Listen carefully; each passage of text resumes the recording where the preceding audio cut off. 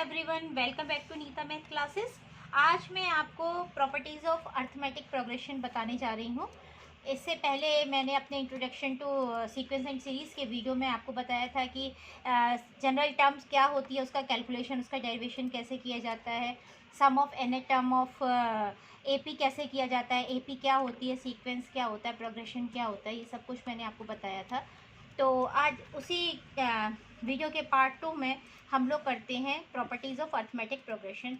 इसमें मैं आपको कुछ ऐसी प्रॉपर्टीज़ बताऊंगी जिनसे कि आपको क्वेश्चन सॉल्व करते समय बहुत ज़्यादा हेल्प मिलेगी।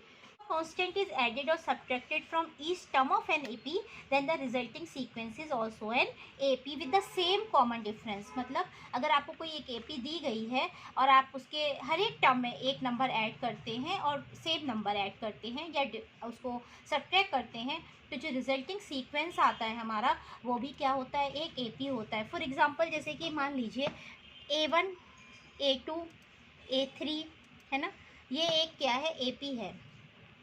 ओके, ये क्या है, एक एपी है, बी एन एपी। ठीक, इसका कॉमन डिफरेंस मान लीजिए, कॉमन डिफरेंस है डी। अगर मैं इस एपी के अंदर एक नंबर, सेम नंबर ऐड कर देती हूँ, माना मैं के ऐड कर देती हूँ, A1 प्लस के, A2 प्लस के, A3 प्लस के, अप टू सो ऑन, है ना। तो जो हमारी ये रिजल्टिंग ये आया ना, इसमें एक हमने कॉमन नंबर से ऐड किया के, तो ये जो आया हमारा ये भी क्या होगा, एक एपी होगा with the same common difference. इसका अगर हम कॉमन डिफरेंस चेक करते हैं ना, तो इसका कॉमन डिफरेंस भी क्या हो जाएगा। देखिए, इसका कॉमन डिफरेंस क्या था, A2 minus A1, A3 minus A2, जो हमने लिया था डी, इसमें भी वही आएगा। देखिए A2 प्लस के है ना, माइनस A1 माइनस के हो जाएगा, के cancel, A2 minus A1 means D. Okay, तो ये सेम कॉमन डिफरेंस के साथ हमारे पास जो बनता है सीक्वेंस, वो भी एक एपी होता है। फॉर एग्जांपल मैं एक आपको एग्जांपल बता देती हूँ। देख लीजिए, जैसे 9 12 15 18 इज एन एपी। ये एक एपी है, आपको भी देखिए, क्योंकि इसका कॉमन डिफरेंस 3 है, यहाँ भी 3 है, यहाँ भी 3 है ना। कॉमन डिफरेंस सेम होता है तो ये क्या होता है, सीक्वेंस, वो एपी हो जाता है। देखिए, अगर मैं इसमें सारे ए बी में एक कॉमन नंबर ऐड कर देती हूँ, मतलब मैं अगर मान लीजिए के की जगह मैं के इज इक्वल टू 4 ऐड करती हूँ, तो ये हो जाएगा 9 plus 4 13, 12 plus 4 16, 15 plus 4 19, 18 plus 4 22 and so on. तो ये हमारा क्या आएगा, एपी आएगा, है ना। और इसमें भी कॉमन डिफरेंस देखिए क्या सेम है। देखिए, इन दोनों का निकाला 3, इन दोनों का निकाला 3, इन दोनों का निकाला 3, यहाँ भी कॉमन डिफरेंस क्या था, 3 3 एंड 3। इसका मतलब कॉमन डिफरेंस सेम आता है। तो अगर हम एपी में, किसी भी एपी में अगर कोई भी नंबर ऐड कर देते हैं या सब्ट्रैक्ट कर देते हैं, तो जो हमारा रिजल्टिंग सीक्वेंस आता है वो भी एक एपी होता है और with the same common difference. तो ये हमारी थी प्रॉपर्टी नंबर 1। देखिए, अब मैं बताती हूँ आपको सेकंड प्रॉपर्टी। सेकंड प्रॉपर्टी क्या होती है, देखिए, जैसे फर्स्ट प्रॉपर्टी होती है हमने एडिशन या सब्ट्रैक्शन के लिए अप्लाई की, उसी तरीके से सेकंड प्रॉपर्टी हम अप्लाई करते हैं मल्टीप्लिकेशन या डिवीजन के लिए। अगर if each term of an AP is multiplied और divided by a non zero constant, मान लीजिए के ही है ना, then the resulting sequence is also an AP. अगर हमें कोई सीक्वेंस दिया गया जो एक एपी है, अगर उसके हम हर एक टर्म को, है ना, एवरी टर्म को हम क्या करते हैं, एक के से मल्टीप्लाई कर लेते हैं या डिवाइड कर देते हैं के से, तो जो रिजल्टिंग सीक्वेंस होता है वो भी हमारा एक एपी होता है। फॉर एग्जांपल देखिए, A1 A2, लेकिन इस केस में हमारा कॉमन डिफरेंस सेम नहीं आएगा, कॉमन डिफरेंस चेंज हो जाएगा, वो मैं आपको बताती हूँ। देखिए A4, ये मान लीजिए एक एपी है ना। अगर मैं इसको मल्टीप्लाई करती हूँ के से, तो ये हो जाएगा के A2 के A3 के A4, है ना। ये भी क्या हो जाएगा, एक एपी होगा। इसका कॉमन डिफरेंस हमने माना था डी है, क्यों, क्योंकि हमने A2 minus A1, A3 minus A2, इन सब की वैल्यू सेम आई थी, क्योंकि ये हमें ये एपी दिया था और ये किसके इक्वल थी, डी के इक्वल थी। अब इस केस में देखिए, अगर मैं इनका डिफरेंस निकालती हूँ तो क्या होता है, के A2 माइनस के A1 मीन्स के ऑफ A2 माइनस A1। इसी तरीके से सेकंड का निकालती हूँ, के A3 माइनस के A2, यानी कि के ऑफ A3 माइनस A2। आपको पता है ये वैल्यूज़ तो सेम है यहाँ पर, डी के बराबर है। तो ये कॉमन डिफरेंस किसके बराबर आ गया, के। मान लीजिए A1 A2 A3, A1 A2 A3 है ना, A4, ये एक AP है, BN AP है ना, और मैं इस AP को डिवाइड करती हूँ। इस बार हम डिवाइड करते हैं K से, A2 upon K, A3 upon K, A4 upon K। तो जो हमारा रिजल्टिंग सीक्वेंस आएगा ये भी क्या होगा, एक AP होगा। लेकिन इस केस में जो हमारा कॉमन डिफरेंस आया था KD आया था, इस केस में जो हमारा कॉमन डिफरेंस आएगा वो आ जाएगा D अपॉन K, क्योंकि आप मल्टीप्लाई इसको माइनस करके देखिए, अपॉन में K आएगा, बाकी A2 माइनस A1 सेम आ जाएगा। तो कॉमन डिफरेंस चेंज हो जाते हैं, जबकि एडिशन और सब्ट्रैक्शन के केस में कॉमन डिफरेंस चेंज नहीं होता। मल्टीप्लिकेशन में कॉमन डिफरेंस KD हो जाता है और डिवीज़न में D अपॉन K हो जाता है। अब करते हैं property number 3, in a finite AP. ये जो प्रॉपर्टी है ये फाइनाइट एपी के लिए अप्लाई करते हैं।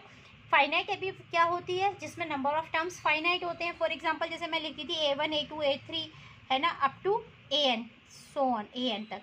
तो इसमें AN ये फाइनाइट है, और अगर हम AN पता नहीं है, डॉट डॉट डॉट डॉट जाते हैं तो वो इनफाइनाइट होती है, ठीक है। तो एक अगर एक फाइनाइट सीरीज़ है, एक फाइनाइट एपी है, तो जो प्रॉपर्टी है वो ये है कि the sum of terms equidistant from the beginning and is always same, है ना, कि जो सम है टर्म्स का, मतलब अगर हम fourth term from the beginning लेते हैं और fourth term from the and लेते हैं, तो दोनों का जो सम है वो सेम होता है, और वो किसके इक्वल होता है, वो इक्वल होता है sum of first and last term की, ठीक है। अगर के th term from the beginning लिखेंगे तो ए के मतलब के th term from the beginning, plus अगर मैं लेती हूँ के th term from the end, के th term from the end, तो इसका मतलब मैंने आपको बताया था कि इसके लिए क्या फॉर्मूला होता है, इसके लिए फॉर्मूला होता है m minus N plus 1th term from the beginning, यही तो फॉर्मूला होता है ना। तो देखिए m माइनस एन प्लस 1 क्या होता है, m मतलब total number of terms, minus आप जौन सा टर्म निकाल रहे हैं वो वैल्यू, प्लस 1, है ना। अब इसमें टोटल टर्म्स कितने हैं, n है, सीरीज़ में हमारे टोटल टर्म्स कितने हैं, n है, तो हम निकालेंगे n माइनस, हमको कौन से टर्म की वैल्यू निकालनी है, k प्लस 1, है ना।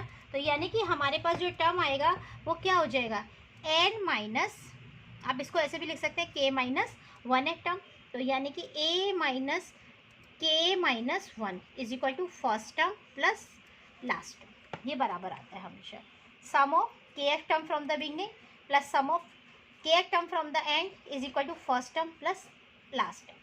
फॉर एग्जाम्पल मैं आपको एग्जाम्पल से समझा देती हूँ।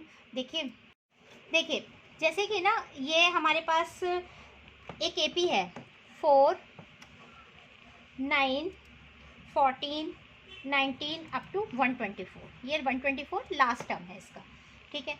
तो हमें इसमें से मैं यहाँ से देखती हूँ fourth term from the beginning, ठीक है। देखिए fourth term from the beginning कितना हो जाएगा, a plus 4 minus 1 into D, N minus 1 into D, 4 first term 4 है, 4 माइनस 1 3 इंटू डी कितना है 5, तो ये 5 हो जाएगा, यानी कि 4 प्लस 15 यानी कि 19 हो जाएगा। अब मैं निकालती हूँ fourth term from the end, तो fourth term from the end के लिए हम एंड से भी कैलकुलेशन कर सकते हैं या बिगिनिंग से भी ले सकते हैं। तो अगर हम एंड से कैलकुलेट करते हैं तो यानी कि हमारे पास देखिए ये हो जाएगा a 124 हो जाएगा, प्लस अब इसमें नंबर ऑफ़ टर्म्स तो कितने हैं, हमको 4 लेना है माइनस 1।